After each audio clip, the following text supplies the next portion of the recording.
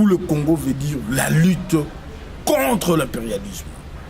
Le Congo est victime du premier complot, c'est depuis 1885 où on a créé une conférence qu'on appelait abusivement la conférence internationale du Berlin, pendant que c'est la conférence sur le bassin du Congo, où les impérialistes se sont mis ensemble pour voir comment et par quels moyens ils pouvaient se partager le Congo, comme si le Congo était un coffre-fort naturel où les civilisateurs devraient absolument se partager, et le Congo c'est un bien universel. C'est comme ça que le Congo a été défini en 1885.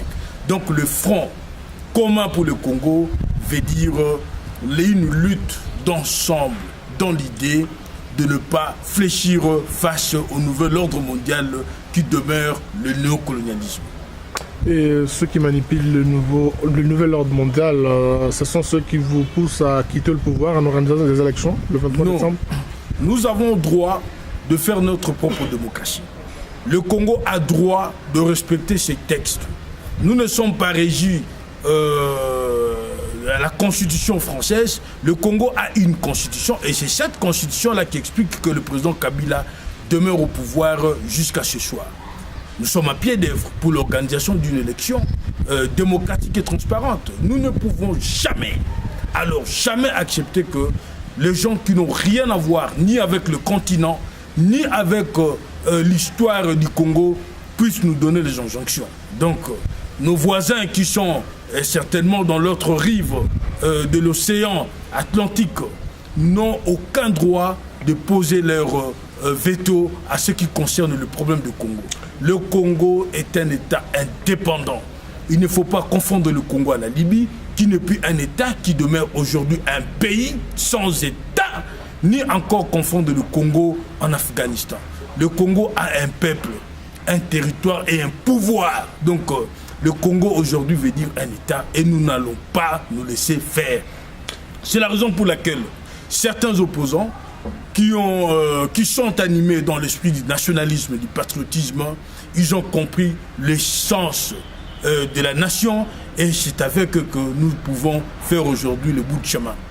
Vous voulez parler de la France qui s'implique par rapport à l'élection de la RDC?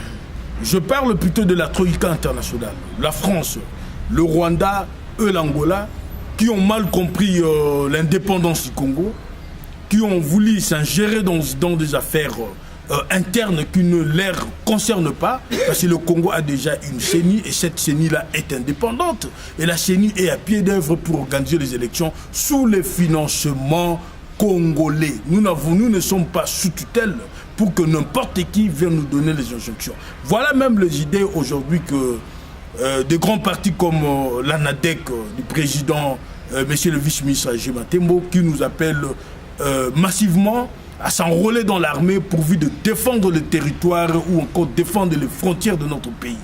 Le Congo se retrouve aujourd'hui comme en 1885, c'est-à-dire le pays est au centre des intérêts de puissances prédatrices qui veulent exploiter le concept géopolitique stratégique dans l'idée de repiller le pays qui a connu le pillage depuis 1885, où on a confondu le terme, au lieu de dire la conférence, excusez-moi, du bassin du Congo, on a plutôt abusivement enseigné que c'était une conférence internationale du Berlin, une conférence qui a servi qu'au pillage de nos ressources naturelles. Nous allons mettre fin à cette histoire du Congo coffre-fort naturel.